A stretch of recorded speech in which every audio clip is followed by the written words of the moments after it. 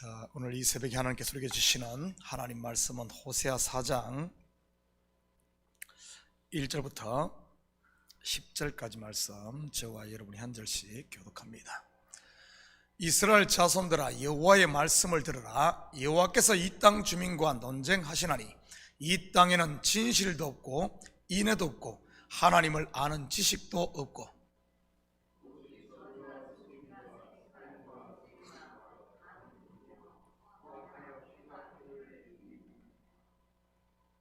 그러므로 이 땅이 슬퍼하며 거기 사는 자와 들짐승들과 공중에 나는 새가 다 세잔할 것이요 바다의 고기도 없어지리라.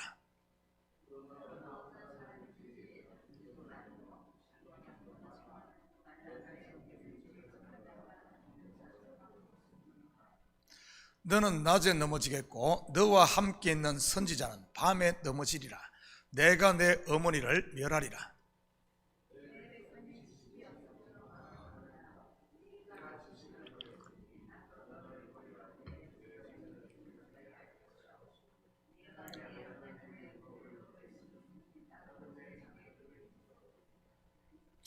그들은 번성할수록 내게 범죄하니 내가 그들의 영화를 변하여 욕이 되게 하리라.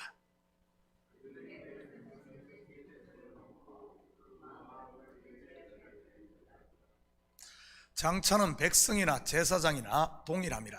내가 그들의 행실대로 벌하며 그들의 행위대로 갚으리라.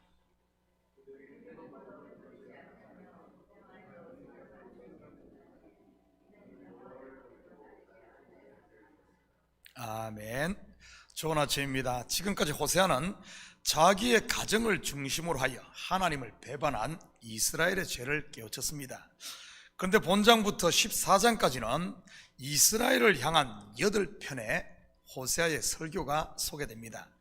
오늘은 그 첫 번째 설교로서 쉐마 이스라엘, 곧 들어라 이스라엘로 시작을 합니다.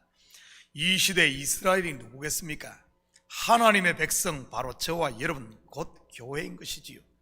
이 시간 귀를 열고 저와 여러분에게 외치는 하나님의 음성을 들었으면 좋겠습니다. 1절입니다.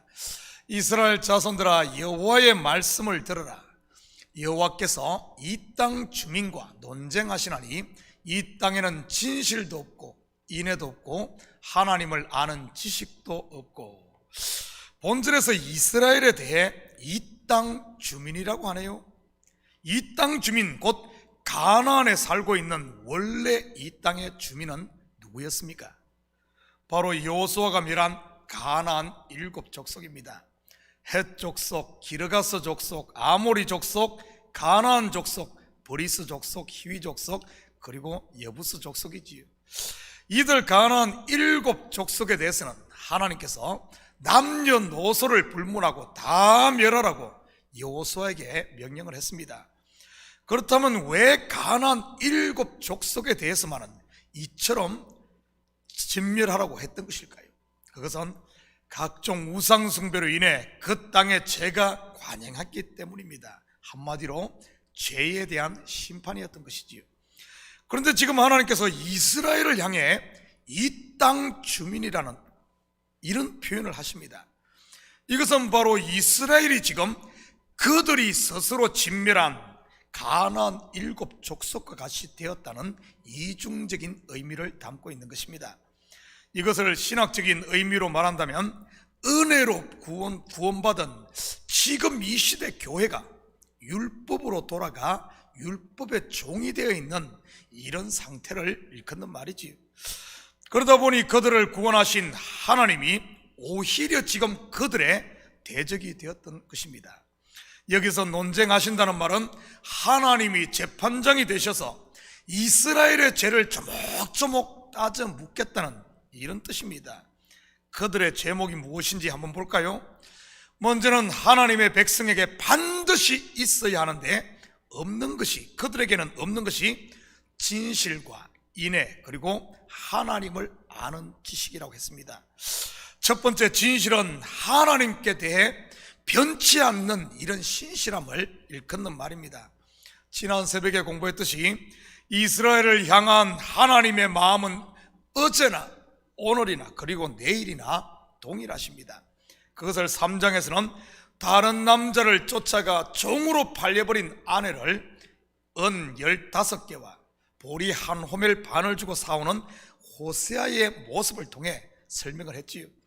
그런데 아내된 이스라엘에게는 이 진실을 찾아볼 수가 없었던 것입니다. 두 번째는 반드시 있어야 하는데 없는 것이 인애입니다. 인애는 원어로 헤세드라고 하는데 이것은 하나님과 맺은 언약을 말하는 것입니다. 인애가 없다는 말은 언약에 충성하지 못했다는 이런 말이지요.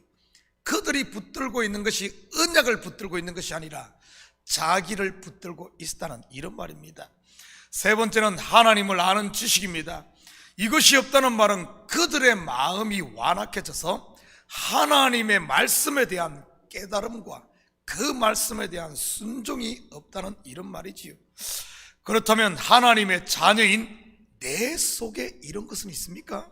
이 세 가지 말이지요. 인애와 진실, 곧 말씀을 믿고 의지하며 그리고 매일의 삶을 통해 나를 향한 하나님의 뜻을 깨닫고 사느냐는 말입니다.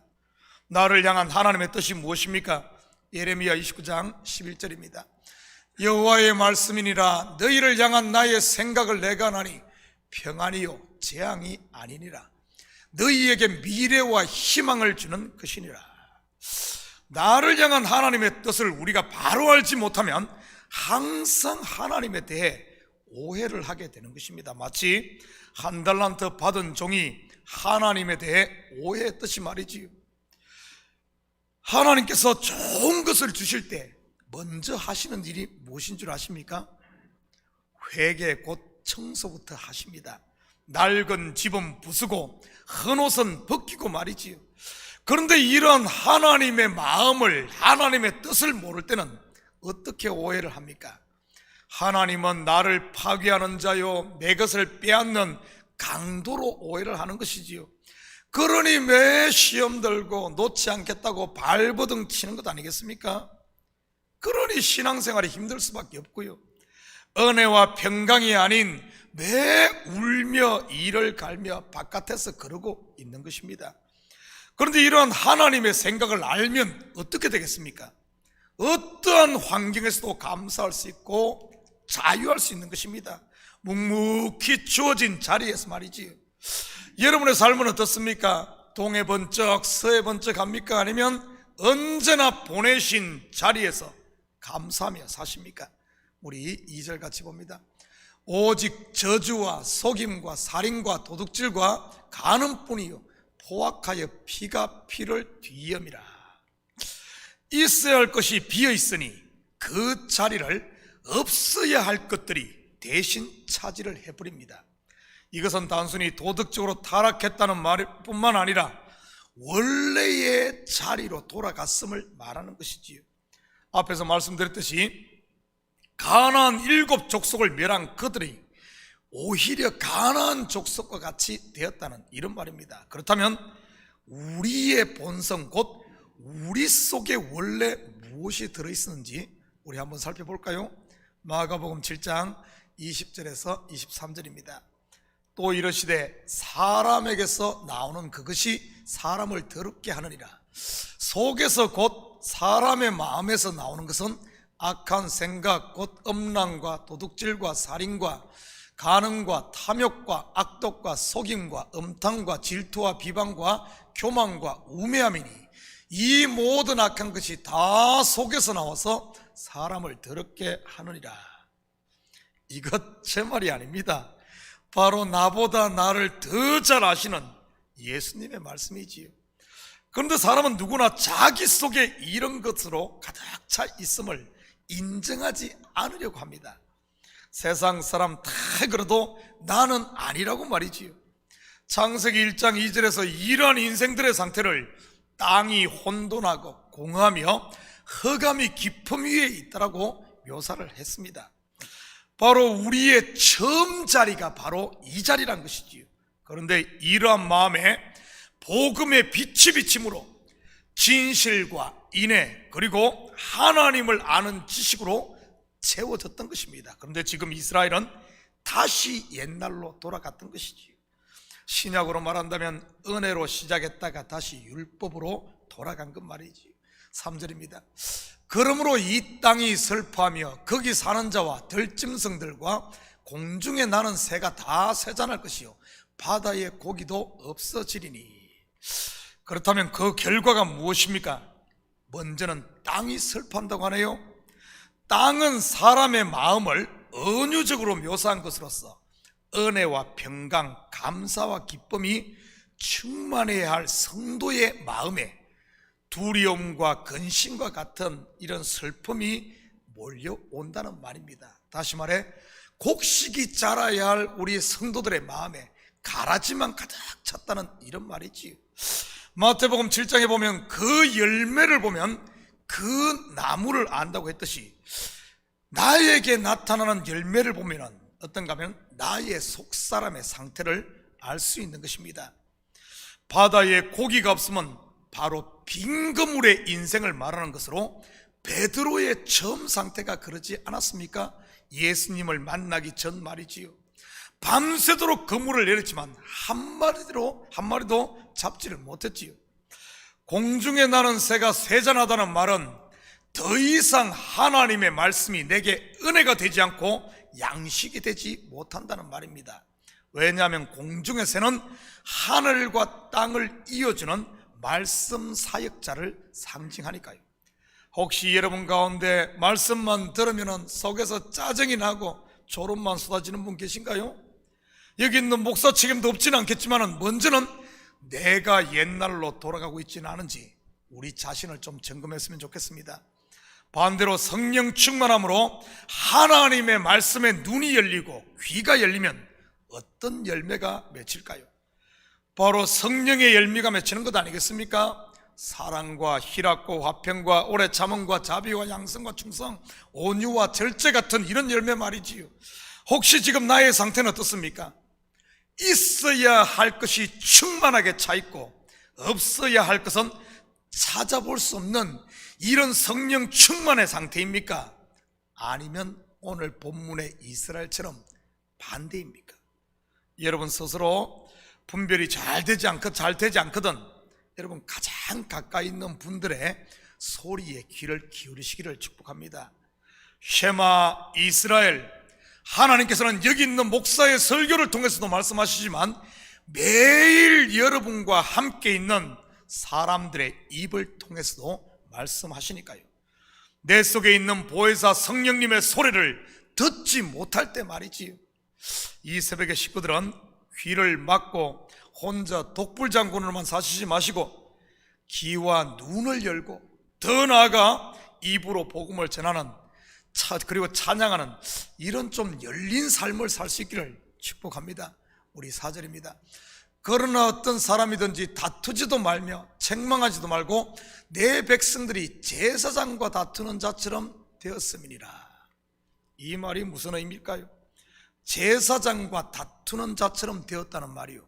여러분, 제사를 지내러 성전에 갔다가 제사장과 다투면 어떻게 될까요? 제사장은 하나님과 사람 사이의 중보자입니다. 중보자와 다투고 제사를 드리면 그 제사가 연락되겠습니까? 황소의 피로 제사를 드린다 한들 그것이 어떻게 연락되겠습니까? 지금 이스라엘의 영적 상태가 이와 같다는 말이지요. 그러니 다투지도 책망하지도 말라고 하는 것입니다. 여러분, 책망도 돌아올 여지가 있을 때 하는 것 아니겠습니까? 그런데 이러한 상태에 있는 이스라엘에게 남은 것이 무엇일까요? 5절 6절입니다. 너는 낮에 넘어지겠고 너와 함께 있는 선지자는 밤에 넘어지리라. 내가 내 어머니를 멸하리라. 내 백성이 지식이 없으므로 망하는도다. 내가 지식을 버렸으니 나도 너를 버려 내 제사장이 되지 못하게 할 것이요 내가 내 하나님의 율법을 잊었으니 나도 내 자녀들을 잊어버리리라. 바로 심판만 남은 것이지요. 그런데 하나님께서 이스라엘을 심판할 수밖에 없는 가장 큰 이유가 바로 하나님을 아는 지식을 버린 것입니다. 여기서 말하는 지식은 단순히 그냥 겉의 것을 말하는 것이 아니라 겉의 것, 곧 율법을 통해 진리를 보아야 하는데 율법에 매여 종이 된 이 상태를 말하는 것이지요. 이러한 모습이 복음서에서는 바리새인과 서기관 등 종교 지도자들의 모습인 것입니다. 그들이 버린 것이 무엇입니까? 바로 여호와를 아는 지식의 총체인 예수 그리스도를 버린 것 아닙니까? 여기서 지식을 버렸다는 말은 바로 진리를 거부했다는 이런 뜻인 겁니다. 혹시 내 속에 이런 진리를 거부하며 내가 주인 노릇하려는 이런 육신의 생각이 자꾸 올라오진 않나요? 남들과 어울리지 못하고 혼자만 잘난 척하며 스스로 왕노릇하려고 하는 이런 자기의 말이지. 사랑하는 성도 여러분, 오늘 하루도 옛날로 돌아가려는 육신의 생각이 뒤에서 자꾸 손짓하며 부른다 할지라도 여러분 절대 뒤돌아보고 타협하지 마시고 믿음의 주여 온전케 하신 예수만 똑바로 바라보시면서 낮은 대로 임하는 삶을 통해 오늘도 예수의 흔적이 있는 삶, 그리고 내 속에 성령 충만을 통해 뭡니까? 이 열매가 있고 그리스도의 향기를 날리는 이런 복된 성도의 삶을 누리시기를 주님의 이름으로 축복합니다. 같이 기도하십시다. 사랑의 아버지 하나님, 참으로 감사드립니다. 이 새벽을 깨우신 하나님, 분명 예수 그리스도의 피 공로로 말미암아 구원 얻어 우리에게 은혜와 평강과 자유와 감사함, 천국을 누리게 하였건만 아버지 하나님, 우리가 방심함으로 혹시 내 속에 가라지가 자라고 있지는 않습니까? 아버지, 난 가라지가 열매 맺고 있지는 않습니까? 하나님, 우리 자신을 순간순간 점검하게 하시고 지금은 아버지 자다가 깰 때입니다. 깨어있음으로 말미암아 나의 연약한 부분, 이런 부분에 파수꾼을 세우고 항상 우리의 눈이 주님만을 바라봄으로 나아감으로 말미암아 세상에 아버지 뒤지는 인생이 아니라 아버지는 주님의 영광을 선포하며 하나님이 주신 복을 이 땅에서 마음껏 누리고 그리스도의 정인으로 사는 저희들 될 수 있도록 축복하여 주시옵소서. 오늘도 우리에게 생명 주셨사오니 이 복된 날을 그냥 흘려보내지 않도록 지어두시고 우리의 산 그곳에서 아버지 작은 예수로 그리스도로 사는 저희들 될 수 있도록 축복하여 주시옵소서. 감사드리며 예수님의 이름으로 기도드립니다. 아멘.